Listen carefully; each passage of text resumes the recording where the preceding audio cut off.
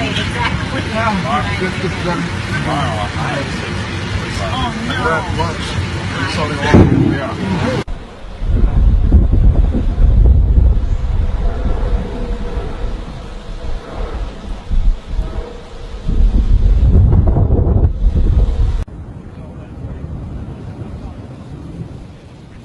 Ooh, that's gonna be loud.